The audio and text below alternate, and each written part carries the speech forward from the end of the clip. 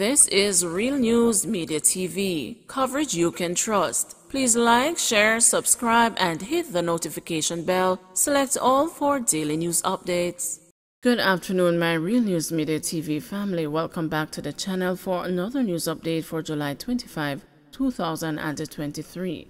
And in the news this afternoon, 3 slapped with fraud charges in St. Catherine. Detectives attached to the St. Catherine South Division have brought charges against the 3 individuals in connection with the breaches of the Law Reform, Fraudulent Transactions, Special Provisions Act, popularly known as the Lottery Scam Act. Reports from the lawmen are that during an operation at the Phoenix Village in Portmore on Monday, July 17, 11 persons, 10 males and 1 female, were taken into custody. After thorough searches of the premises, electronic devices were found at the scene and the 3 individuals were formally slapped with the charges. They are Noel Romeo Martin, 21, a farmer/rafter of Hague Housing Scheme in Trelawney; Rivaldo Cousins, also known as Raheem, a 20-year-old music producer of Rio Nuevo St. Anne; Javel Watson, 22, a bearer of St. Jacob Grove, Spanish Town, St. Catherine. The other 8 individuals have been released pending further investigations. The JCF has since sought to remind house owners and property managers about the importance of being cautious when choosing potential tenants. They went on to urge anyone with information that could assist in these or other investigations to contact the police emergency at 119, the Crime Stop hotline at 311, or the nearest police station. Probe launched after cop fatally shoots spouse's ex-lover. The Duane Park police are probing the fatal shooting of a man at a house occupied by his ex-girlfriend and her common-law spouse, who is a policeman. The deceased has been identified as 29-year-old Stephen Powell, a taxi operator. It is reported that Powell was shot repeatedly after he allegedly gained entry to the house through a window and proceeded to attack his ex-girlfriend with a ratchet knife.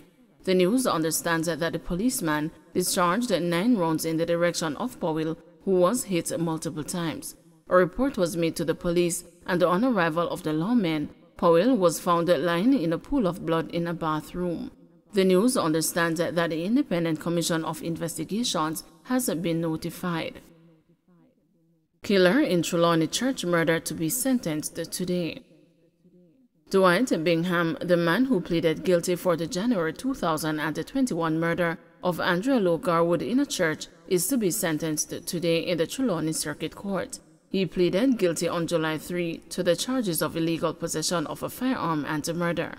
Garwood was killed when Bingham fired 4 shots into her upper body as she worshipped at the Agape Christian Fellowship Church in Falmouth, Trelawney.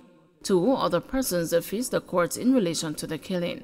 Leon Hines, the getaway driver, was sentenced to 6 years in prison, while Javon Garwood, Lowe Garwood's stepson, was freed of the charges of accessory before the fact and murder.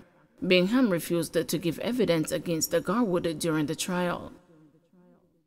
Warminton walks out of Integrity Commission Oversight Committee meeting. Everald Warminton walked out of Tuesday's Integrity Commission Oversight Committee meeting after he was stopped in his attempt to speak about the character of a senior director at the Integrity Commission. Mr. Warminton accused the committee chairman Edmund Bartlett of stifling the truth before leaving the meeting at the Gordon House. Earlier, Mr. Bartlett expressed his disappointment with the contemptuous remarks about the Integrity Commission, some of which have come from committee members. He appealed for committee members to assume postures that will result in the best outcome of the review of the Integrity Commission Act. This committee's function is to do just one thing: to ensure that the integrity of the operations of this democracy that we love so much is held and preserved. We have no desire or intention whatsoever to weaken institutions that we create. And it has to be recalled that it is we who create the institutions of support for not just integrity, but many other aspects of national life. And our job, as it is now, to review and to make recommendations are only in relation to strengthening the capacity of the institutions to serve the purpose for which it is designated. But Mr. Warmington challenged Mr. Bartlett's line of reasoning, stating that he would not be prevented from asking questions which he deemed to be relevant. He noted that on another occasion he was silenced, but insisted what he had to say was something that should be made public. This is something that the Jamaica ought to know, that a senior director at the Integrity Commission is a political activist. Don't tell me not to speak. Member, I refuse to have you describe in any way any member who is not able to attend any sitting in the manner that you are. Why didn't you allow him to answer them when they were there? Please, that matter I will deal with at another level. No, if I can't ask my question freely and you want to muzzle me, you can keep your meat by yourself. You want to muzzle me and your rulings are what I call it. You freely with no basis. Very well. PNP objects to propose the extension of Paula Llewellyn's tenure as a DPP. The People's National Party says it is objecting to any attempt to extend the tenure of the Director of Public Prosecutions, Paula Llewellyn. The PNP says it has been brought to its attention that the Andrew Holness-led government intends to bring a bill to Parliament today to amend the Constitution in order to facilitate a further extension of the DPP's tenure. PNP President Mark Golding says the move by the government raises serious concerns about democratic governance and the principles of constitutional reform.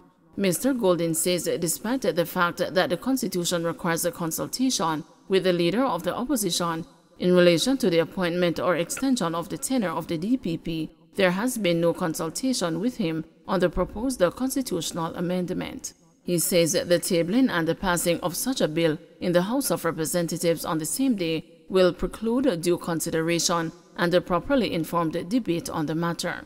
Mr. Golding stated that the opposition will also have reconsidered its participation on the Constitutional Reform Committee, as the matter has also not been discussed at that level. He says if the government proceeds with this course of action, the opposition will be seeking legal advice with a view to taking the matter to the Constitutional Court. Police yet to identify driver who died in Ferry Trelawney crash. The Trelawney police is yet to identify the driver of a Honda CR-V who died in a ferry crash along the Hague Main Road on Monday. According to reports, the Honda CR-V collided with a trailer truck, then burst into flames.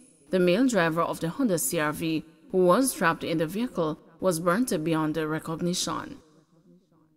NAJ urges government to act on recommendation to give nurses prescriptive rights. The Nurses Association of Jamaica says that the government should act on the report of the Professor Elder Marshera-led committee, which, among other things, examined the level of support for nurse practitioners to be given prescriptive rights. The committee submitted its report this year. NAJ President Patty Edwards-Henry reiterated that an advanced practice nursing law would give independence to nurse practitioners who are self-reliant and who serve as primary care providers to mitigate the effects of physician shortages in underserved areas. Mrs. Edwards-Henry said the legislation has been in the making for more than 40 years. She urged the Ministry of Health to give the nurse practitioners the recognition they deserve, since in many cases they have to cover for doctors. These nurses are out there, they are working. One check with my colleague yesterday, mental health practitioners. Oh, let's talk about it. We have one psychiatrist to parishes. So you have one psychiatrist in Clarendon, one in St. Elizabeth, one in Manchester, none in Portland, none in Falmouth. So the practitioners and the mental health officers who are nurses are the ones who are covering. For the doctors come and they go. So they pop in, they do their clinic, and then they leave. But for the most part, the practitioner lives within the community. And the survey showed that the large percentage of the population prefer the nurse practitioner. As a matter of fact, the patients will go to the doctor, get the prescription, and then get validation from the practitioner to say, nurse, is this right? Is this correct? Do I take this? And once they get the validation, they're good to go. Don't forget to like, share, subscribe, and hit the notification bell. Select all for daily news updates.